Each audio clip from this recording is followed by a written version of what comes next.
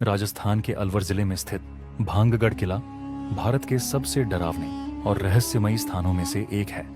अरावली पर्वत श्रृंखला की गोद में बसे इस किले का इतिहास, वास्तुकला और इसके साथ जुड़ी डरावनी कहानियां इसे भारत का एक अनोखा स्थल बनाती हैं। भांगगढ़ किले का निर्माण 16वीं सदी में राजा भगवंत दास ने अपने बेटे माधो सिंह के लिए करवाया था।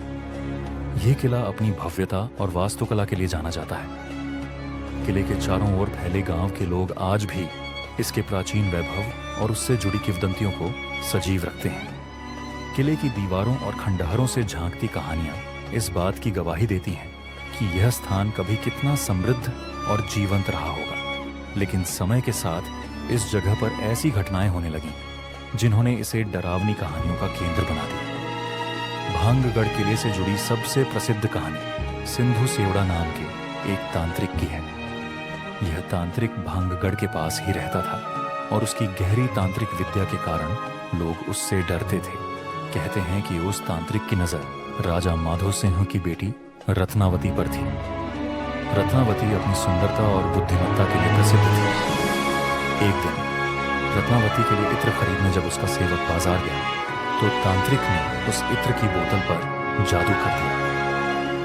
तांत्रिक चाहता था कि रत्नावती जैसे ही उस इत्र का उपयोग करे वह उसकी ओर आकर्षित हो जाए। लेकिन रत्नावती ने तांत्रिक के जादू को भांप लिया। उसने गुस्से में इत्र की बोतल जमीन पर फेंक दी।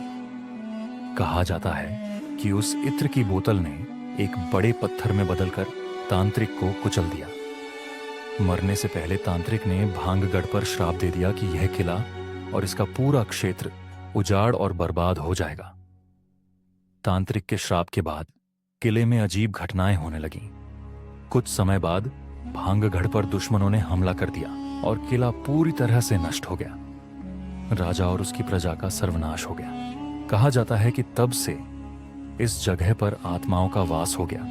कई लोगों का मानना है कि किले की खंडहरों में आज भी उन आत्माओं की आवाजें सुनाई देती हैं। रात्रि के समय किले में अजीब सी चीखें, हंसी और रोने की आवाजें सुनने की घटनाएं आम हो गईं। भांगगढ़ किले के पास बसा गांव आज भी इस डर के साए में जीता है। स्थानीय लोग मानते हैं कि सूरज ढलने के बाद किले में प्रवेश करना खतरे से खाली नहीं है। उन्होंने कई बार रात में रहस्यमयी घटनाओं का अनुभव किया है।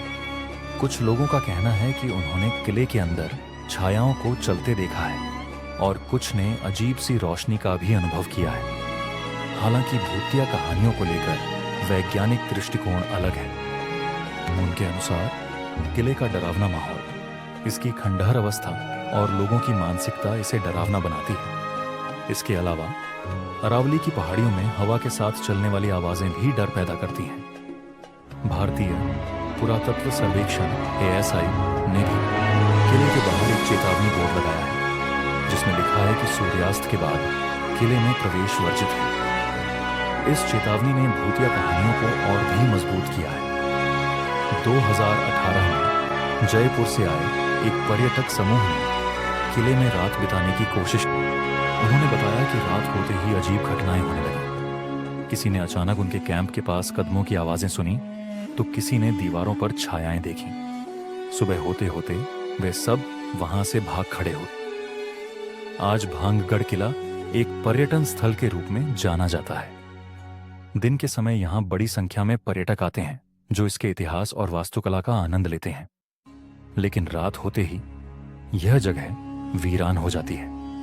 भांगगढ़ किला केवल एक ऐतिहासिक स्थल नहीं बल्कि डर, रहस्य और जिज्ञासा का एक केंद्र है।